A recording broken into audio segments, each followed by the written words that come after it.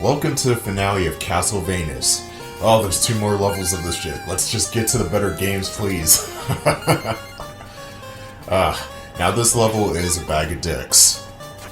You got this spike ceiling overhead, which will kill you in one hit, so you gotta be careful not to jump up. But it will also come down at you, so you gotta attack these corkscrews in order for them to go back up. But no, this isn't the worst part of the level, all things considered. The worst part of the level is where you have to rely on the character's slow movements in order to survive. So expect to die a lot here. This level is very trial and error. And this stage is super long too. I'm not sure if this level or the next level is the longest in the game, but this comes pretty close if it's not. Just be sure to duck right here. Any semblance of your character, if that touches a spike, you will die. Like, there's no room for error there. This stage does have good music though, but like Simon's Quest, this game really only has 5 or 6 different soundtracks, and they reuse stage 1's song for the final stage, so it's very limited in that regard. Belmont's Revenge would fix this and add a shit ton of more songs than this game did. This game sucks, by the way. And speaking of sucks, this part is a straight up hooker. Now, remember when I said rely on the slow movement speeds? Well, here it is, and it's awful. Not only are you climbing the ropes at a speed that'll make the sloths from Zootopia laugh at you, but you also got these caterpillars that spawn right on the edges of these platforms, making them harder to jump onto them, and you also got this wall of death chasing you the whole time. It's like, what the hell is going on screen right now?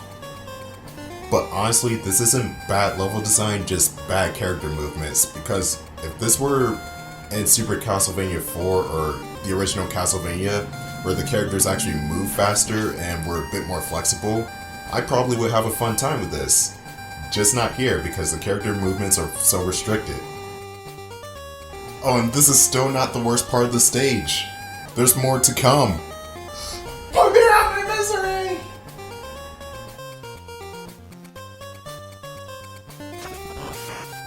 I forgot to mention that if you hit the caterpillars with your non-powered whip, they will turn into a spin ball and attack you like Sonic the fucking Hedgehog. Happy anniversary, by the way, so be prepared whenever you do attack them. Sometimes they go down in one hit, other times they just roll into a ball.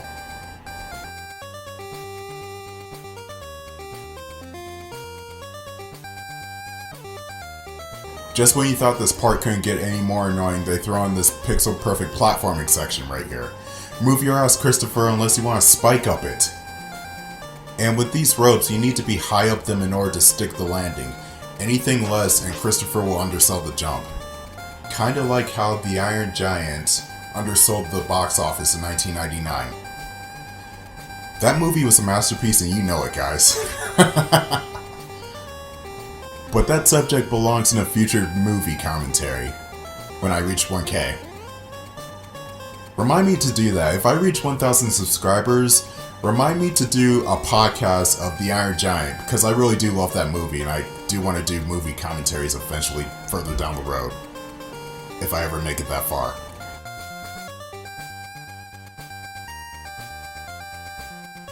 Oh good, I actually made it without dying. Oh god damn it, no! Do you see the white cutout around the spikes? That's just really lazy graphic design right there. But this is the worst part of the level, because you move like a brick underwater, and the wall, even though it's slow moving, will still catch up with you, and there are moments where you're just close to death, and you might actually die if you're not careful enough, like right here where I'm just trying to get off the platform, but he's just stuck on the platform. God damn it, move, Christopher! Ah!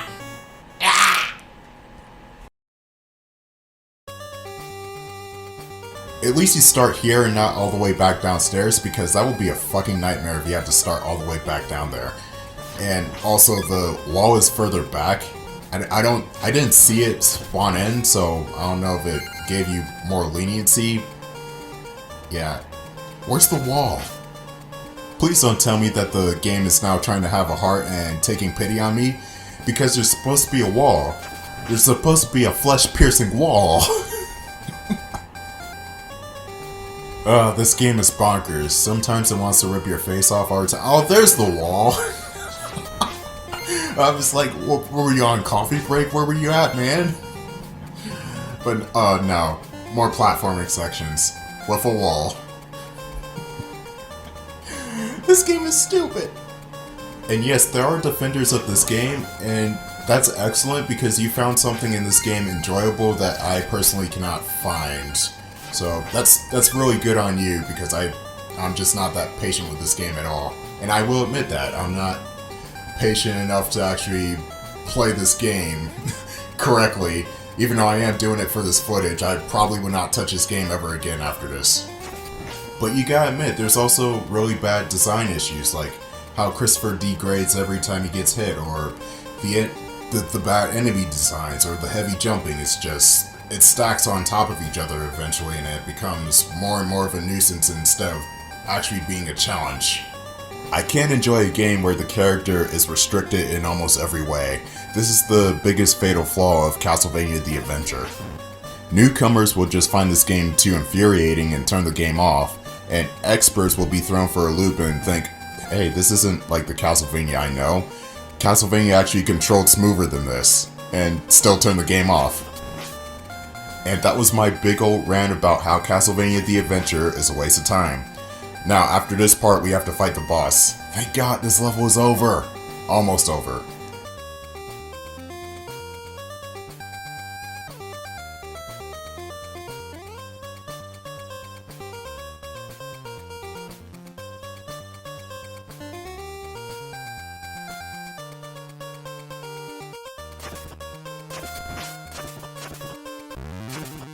Now this boss right here can either be tricky or easy depending on how he acts. He'll try to swoop at you, but you have to get him to ground level in order for you to hit him. And he likes to spend 80% of the time in the air. I can't whip up, remember? He's given me really good behavior on this run, but trust me, it's way harder for him to come near you and for you to not take a hit when he does. There we go, he's dead, and... final level. This is gonna suck so hard. Let me talk about the remake of this game.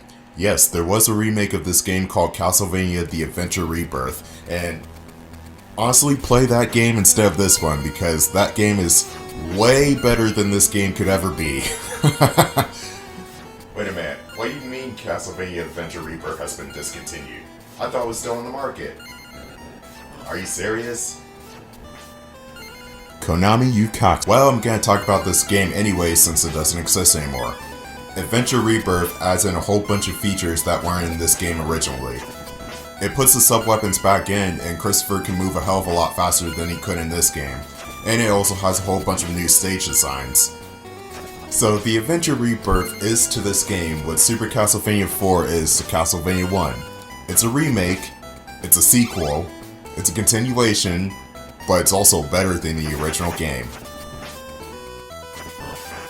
But more importantly, of course they would discontinue it. Absolute bullshit. They need to bring Adventure Rebirth back, and they also need to bring back Gradius Rebirth and Contra Rebirth, because those were some excellent games. Also, I like how the first boss of the game is now relegated to Moog status, so he's just gonna be in the levels. He's pretty much the Abobo of the series now. Oh god, I still hate these bone pillar-esque enemy things. What the hell are they? They shoot at the most inopportune times too, like, oh, you're on a rope? Surprise attack, bitch! Oh god damn it. And they also shoot from off screen too, like, come on. They would become easier in the sequel. In that game, their bullets don't fly at you at 1,000 miles per hour, and I believe they take 2 hits to kill, if I'm not mistaken. Oh, come on, I hit that bullet out of the air. That is bullshit. This game. And this room sucks too. Actually, it's safe to say that all the rooms in this stage suck. Can you get off the rope, please, Christopher? Get off the rope! Get off! There we go. You got this upside down bone pillar, and I believe the bone pillars in the rest of the stage get faster and faster. So they're gonna shoot fireballs at a way faster rate, like that one up there, and it's just really annoying to deal with.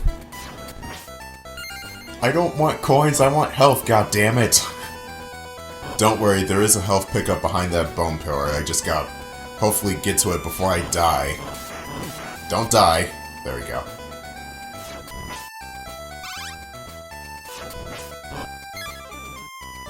Respawning enemies, yay! I'm not sure if Belmont's Revenge had respawning enemies. I'm gonna have to assume no, but I'm not too sure, considering I barely play these games. Well, the Game Boy games at least, I barely play them. Now this part right here is actually kind of tame compared to the rest of the game, which is ironic since this is a puzzle platforming section. You just gotta jump, and then stationary jump, and then that's it. This room is also self-explanatory. Remember that the spikes kill you in one hit, so be careful.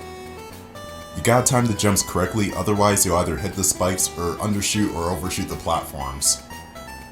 I find it weird how this platforming section is much more tame compared to the other platforming sections in the game, especially the ones before it, because there's nothing happening right here. However, 2 rooms from now will be the most horrendous enemy placement in the entire game, if not the entire series. It is absolute trash how this bone pillar enemy is set up in one room. We'll be seeing that in a couple of minutes. As for this room, you got more boomerang knights to attend to. Remember that their weapons arc in the opposite direction of where they threw it. These enemies are really easy to deal with when you're not being hindered by the environment, i.e. being stuck on ropes.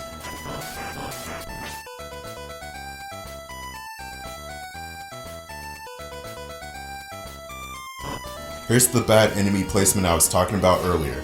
You got this bone pillar who's on the other side of the room, shooting fireballs at odd angles, and you can barely dodge them. And if you fall on the spikes by any means, you die. It doesn't matter if you get hit and you fall on them, there's no invincibility frames for that. So what you need to do is whip the fireballs out of the air, avoid the spikes, and kill the bone pillars while at the same time avoiding the fireballs that are already on screen, and trying not to get knocked into the spikes. It's harder than it looks.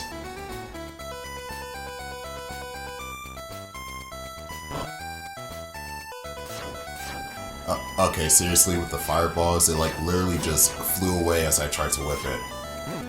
These enemies are fucking cheap. Oh god, there's slowdown now. The Game Boy can't handle 3 sprites on screen. Let's clear it up a bit. There we go. Now let's get up the rope. Oh god damn it, no!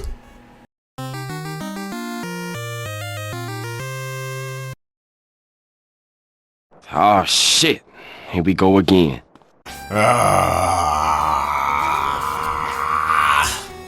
Oh, at least I got through this room. I will say that the hardest part of the game is over, but we still got the final boss. And just like all the other Castlevania games, if you get game over, it's back to the beginning of the stage. I'm not sure if you get unlimited continues or not. It's, like I said before, I don't play this game all the time. I rarely play it at all, actually. And now for everybody's favorite obstacle, the room filled with crayons. Now, I'm not sure if it's wonky hitbox or I don't know, but the spikes that protrude out of the walls do not kill you in one hit. Well, sometimes they do, but it's like really weird hitboxing. I know for sure that the spikes stuck on the wall do kill you in one hit, but I'm not sure why that the ones that protrude out don't kill you in one hit. Like, look at this. Yeah, I just took chip damage there. I guess they didn't want to make this obstacle too hard, but then again, everything else in the game is bullshit hard, so... Now, why you got standards all of a sudden? All the poor first boss of the game that was important but is now just a standard guard for a castle. I don't know how that feels. But if one first boss isn't enough, you get 3 of them in a row. Possibly more if you push the screen back far enough. But the good news is that this is the penultimate room in the game. Despite this being a horrendously difficult game, it's not very long, which is... I'm thankful for that.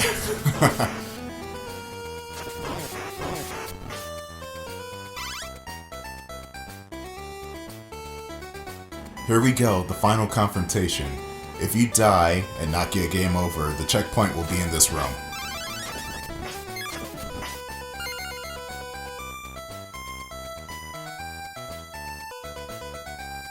Dracula here has two different forms in this installment. The first form has him teleport between platforms and he'll shoot these fireballs in 4 different directions. One of these patterns of fireballs will be at 45-degree angles, and the other pattern of fireballs will be up, down, left, and right. But otherwise, this form is easy if you have the fireball whip, and it's relatively easy if you don't, but you still have to watch out. And here's the final form of Dracula, which seems kind of counterintuitive since you can't whip up and he's just in the air most of the time. For this form, you have to time your jumps in unison with Dracula as he swings by you. You also gotta be careful of the little bats that Dracula likes to spawn in on occasion. They will become a nuisance.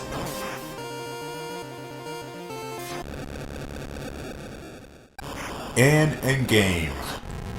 Yes, I can finally play Castlevania 3 now. I really don't like this game at all. I would say the reason why I don't like this game over the credits, but I'm not going to repeat myself. I've already stated it a bunch of times in the playthrough itself. The next game in the series is Castlevania 3, Dracula's Curse, but that's not going to be the next game I play. Tune in for the next playthrough.